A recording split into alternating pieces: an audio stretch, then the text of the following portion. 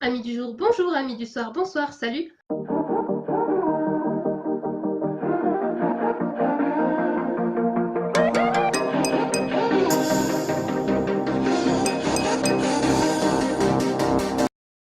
Aujourd'hui, je te retrouve dans une nouvelle vidéo pour te présenter ces deux petites choses-là, ces deux petites montres bien différentes, mais qui ont des fonctionnalités communes et des fonctionnalités que je n'aime absolument pas. Et c'est d'ailleurs ces fonctionnalités-là que je vais te présenter aujourd'hui, tout simplement pour t'expliquer pourquoi il ne faut pas acheter ce genre de montre et surtout pourquoi il ne faut pas acheter son argent par les fenêtres.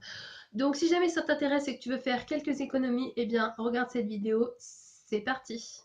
Bon, allez, c'est parti pour la première montre, je vais te la présenter, je vais te la montrer. Donc c'est une montre connectée 8TS ou UES, je ne me souviens jamais puisque je n'ai plus la boîte, je l'ai jetée il y a très longtemps. Je l'ai achetée sur le site Drop In Shop, je ne te mets pas le lien en barre d'infos, le site a fermé il y a un moment déjà. Donc cette montre ressemble à ça, elle est tactile, donc ici tu as l'écran principal qui est tactile avec 3 boutons. Là ici tu as un bouton home, enfin ouais un bouton pour éteindre la montre et la allumer et puis en même temps la bloquer tout simplement. Et ici tu as le petit cache du chargeur. Juste à côté tu as une enceinte, donc je vais fermer le cache du chargeur parce que c'est pas très beau. Et le petit point que tu vois là, et bien c'est tout simplement le micro de la montre connectée. Donc cette montre connectée, je vais te montrer son écran, voici à quoi il ressemble. Donc ça c'est son écran principal. Donc tu as le Bluetooth sur la gauche. Sur la droite, tu as le niveau de la batterie. Donc la batterie n'est pas très chargée, je l'ai chargée juste pour la vidéo. Là évidemment tu as une date approximative et une heure approximative étant donné que ce n'est pas l'heure du moment où je filme et ce n'est pas la bonne date non plus, vu que la montre elle est un petit peu au placard. Bien sûr sur l'écran principal tu as 2-3 applications, mais le plus intéressant c'est dans le menu, donc c'est le bouton du milieu. Ah non, c'est même pas le bouton du milieu, je viens de me tromper, voilà. Ça fait tellement longtemps que je l'ai pas utilisé que je me suis trompée, donc en fait c'est ce bouton là. Let me show what I got for you, girl. So won't you come along? Together we're stronger. Après ici tu as Sedentary, alors ça je sais plus ce que c'est. Drink water, ça c'est pour te rappeler de boire de l'eau. Tu as un podomètre et un suivi de sommeil. Et après on revient au départ, voilà. Et donc la fonction que je vais te présenter aujourd'hui c'est celle-ci, c'est la fonction podomètre. Maintenant on va passer à la deuxième montre qui est celle-ci. Donc c'est une montre MyChronos. Voilà, donc c'est la The Circle de MyChronos.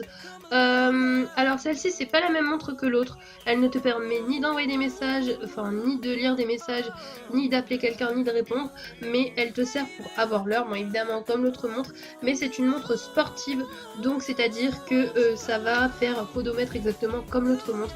Donc ça va t'indiquer le nombre de calories brûlées, le nombre de kilomètres que tu as effectué et le nombre de pas que tu as effectué aussi. Donc là j'ai appuyé sur le bouton et là comme tu peux le voir elle bug, donc elle m'affiche en mode sommeil alors que je ne m'en suis absolument pas servi. Et donc là elle croit que je dors alors qu'en fait je ne dors pas.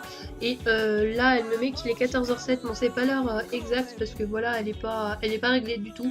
Mais en gros voilà à quoi ça ressemble cette montre là. Maintenant on va retourner en face cam pour que je t'explique un petit peu quel est mon problème avec ces fonctionnalités sportives. Bon, maintenant que je t'ai présenté ces deux petites montres, je vais t'expliquer pourquoi je déteste, et je dis bien déteste, la fonctionnalité sport, parce qu'effectivement, je la déteste. Voilà. Alors en fait, ces montres-là, c'est comme un podomètre. Un podomètre, c'est quoi? C'est un petit appareil qui est rectangulaire comme ceci, que quand tu vas secouer comme ceci, ça va faire un bruit absolument dégueulasse, bruit que je déteste. Et bien ça va te compter tes pas tout simplement, tu vas le mettre à ta ceinture, tu vas le clipser à ta ceinture et puis lorsque tu vas courir ou lorsque tu vas marcher, l'appareil va se secouer, il va te compter tes pas. Ça je trouve ça pas très fiable parce qu'il suffit que tu l'aies dans la main, il suffit que tu le bouges dans tous les sens et ça va te compter des pas et c'est pas juste, c'est pas réel. Et c'est pareil que ce soit pour cette montre là ou pour celle-ci. La fonction sport c'est la même chose, c'est-à-dire que tu vas la mettre à ton poignet, tu vas la mettre à ton bras et tu vas bouger ton bras, tu vas bouger ton poignet et ce qui va se passer c'est que la montre, eh bien, elle va calculer ce que tu fais en fonction de ton bras qui bouge. C'est-à-dire que par exemple si tu es sur ton bureau, sur ton ordinateur en train de taper, si tu es en train d'écrire à la main ou si tu es en train de faire je ne sais quoi avec tes bras les bouger dans tous les sens ou même quand tu dors, eh bien ces montres là vont calculer que tu es en train tout simplement de comment ça s'appelle, de faire des pas, etc. etc. alors qu'en final tu ne marches pas. Et c'est pareil quand tu marches, lorsque tu vas bouger tes bras, des fois tu vas bouger plus tes bras que ce que tu vas marcher. Et du coup si tu fais un pas et qu'en même temps tu fais 2 mouvements de bras, ça va te calculer 2 pas alors que tu n'en as fait qu'un seul. Donc c'est pour ça que ces montres là, c'est de la daube en fait, c'est de la grosse daube et de la grosse merde. Donc si tu veux acheter une montre comme ceci, non, ne mets pas ton argent là-dedans. Donc bien évidemment, si tu veux pas utiliser ce genre de système, ce qui est tout à fait logique, il y a d'autres systèmes qui sont nettement mieux. En 2011 par exemple, j'ai acheté j'ai eu à Noël un iPod 4G, donc un iPod Touch 4G, c'était l'avant-dernière génération d'iPod. L'avant-avant-dernière, puisqu'il y a eu l'iPod 5 qui est sorti et l'iPod Touch mini je crois ou quelque chose comme ça qui est sorti. Et donc en 2011, lorsque j'ai cet iPod là, il venait de sortir, il y avait une application NEC qui était intégrée à l'intérieur et ce qui te demandait pour faire fonctionner cette application, c'est d'acheter des capteurs que tu mettais à tes baskets. Et ça, je trouve ça nettement mieux et nettement plus fiable puisque le capteur est relié à tes chaussures, donc c'est tes pieds qui vont bouger et là le capteur va faire vraiment son boulot et capter ce que font tes pieds. Donc bien évidemment, si tu es assis à un bureau et que tu fais juste gesticuler tes pieds, t'as bougé tes pieds mais t'as pas fait d'exercice.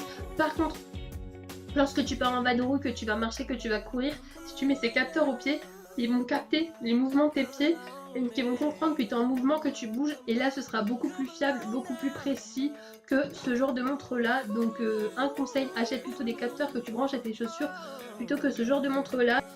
Donc voilà pour ce concept de la montre sportive. Je t'ai dévoilé toute la vérité à propos de ces jolies petites montres qui te font jeter de l'argent par les fenêtres.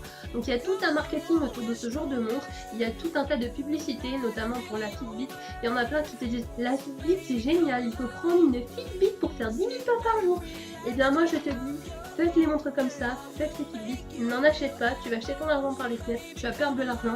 Alors que tu pourrais t'acheter un capteur pour les pieds qui va vraiment capter l'exercice que tu fais et qui sera beaucoup plus précis. Donc voilà pour cette vidéo, elle est terminée, j'espère qu'elle t'aura plu. Si c'est le cas et que tu as aimé découvrir ce concept, eh bien n'hésite pas à me le dire dans les commentaires, n'hésite pas à liker la vidéo, n'hésite pas aussi à t'abonner, t'as juste à cliquer sur le petit bouton rouge juste en dessous, donc vas-y, clique sur le bouton. Si t'as pas aimé la vidéo, ce qui peut arriver, eh bien n'hésite pas à me le dire en commentaire, à disliker la vidéo et à ne pas t'abonner. Allez, bye!